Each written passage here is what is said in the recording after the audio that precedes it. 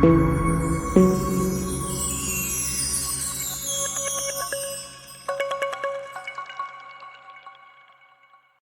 എല്ലാ പ്രിയപ്പെട്ട കൂട്ടുകാർക്കും നമസ്കാരം. അങ്ങനെ ഞങ്ങൾ എസ്റ്റോണിയയിൽ നിന്ന് കപ്പൽ മാർഗം ഇപ്പോൾ ഫിൻലാൻഡിലെത്തിയിരിക്കുകയാണ്.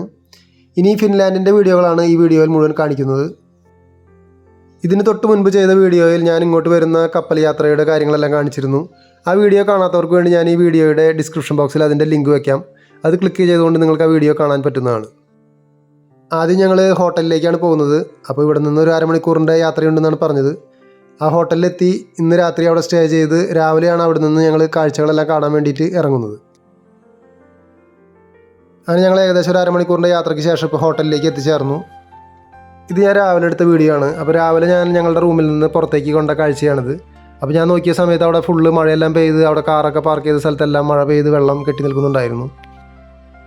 വളരെ വലിയൊരു ഹോട്ടൽ തന്നെയായിരുന്നു ഇത്. അപ്പോൾ ഞങ്ങൾ ബ്രേക്ക്ഫാസ്റ്റ് കഴിക്കാൻ വേണ്ടിയിട്ട് താഴത്തെ നിലയിലാണ് റെസ്റ്റോറൻറ്റ്.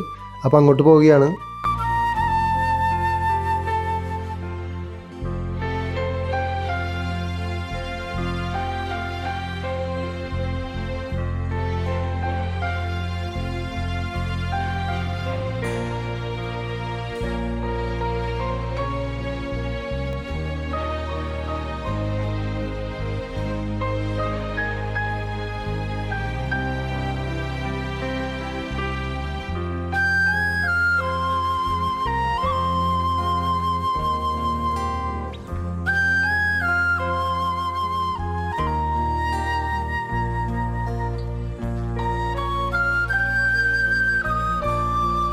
ഫിൻലാൻഡിൽ കാഴ്ചകൾ കാണാൻ വേണ്ടി ഞങ്ങൾ ഹോട്ടലിൽ നിന്ന് പുറത്തേക്ക് ഇറങ്ങി. ഇപ്പോൾ ബസ്സിൽ കയറാൻ പോവുകയാണ്. അപ്പോൾ ബസ്സിൽ കയറുമ്പോൾ എല്ലാവരുടെയും പെട്ടികളൊക്കെ ബസ്സിൽ കയറ്റുന്ന കാഴ്ചകളാണ് ഈ കണ്ടുകൊണ്ടിരിക്കുന്നത്.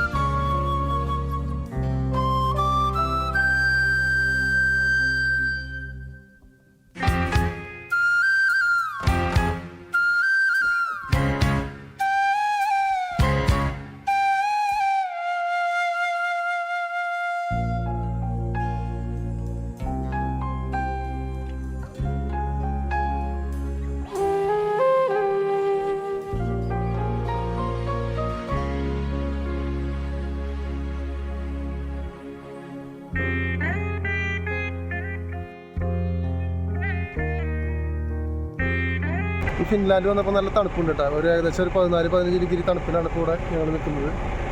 ഞങ്ങളുടെ ഹോട്ടലാണ് ഇപ്പോൾ ഈ കാണുന്നത്. സ്കൈ ലൈൻ ഹോട്ടലാണ്. ബെസ്റ്റ് നല്ല ഹോട്ടലാണ്.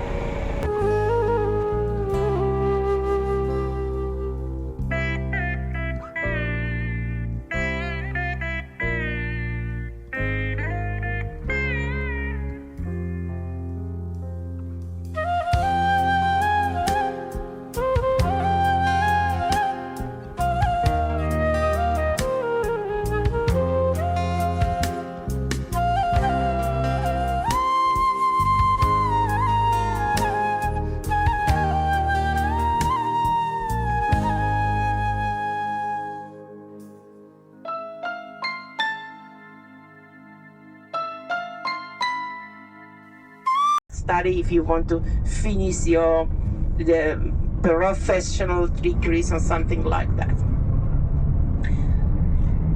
And also if you want to go to university, it's totally free of charge, and the government gives you even money for studying. So whatever your basics are, what kind of family you come, you can become whatever you want if you are smart enough.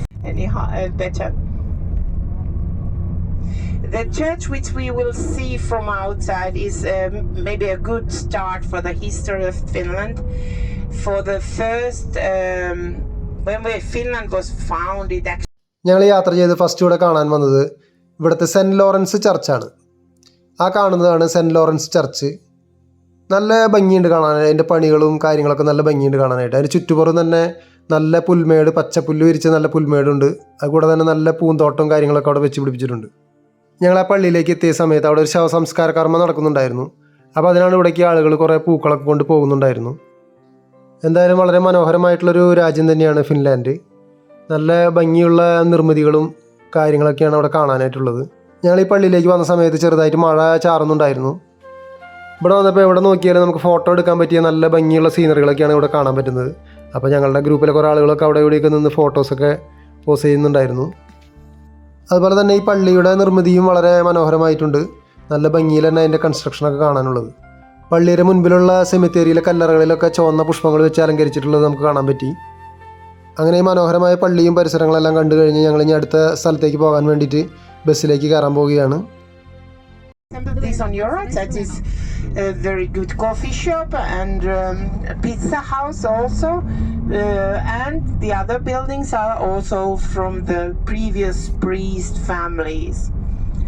This color is very typical for Scandinavian countries and northern countries because it's color made from rye and from material from the ground which has iron in it, and they boil a rye and iron somehow, and it becomes red paint for bases for the nuclear, and then we have a lot of bases and centers which burn from yes, the opera house on your left side, and it's 1930s, and you know this year they are renovating, but last year, for example, we had all the main operas. Education in Finland is very important. At schools we have always the music class, and we have lots of instruments, and every kid have up and participate the music lessons extras, and if you want to play some instrument. And for example,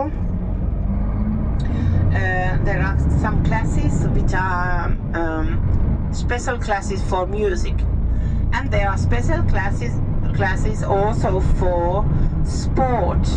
So if you want to specialize something already when you are studying, you can start it from the school.